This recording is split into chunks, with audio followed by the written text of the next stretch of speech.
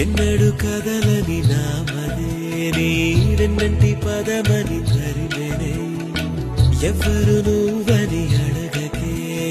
ఈరపల చాటున దాచుకుంది నిన్నే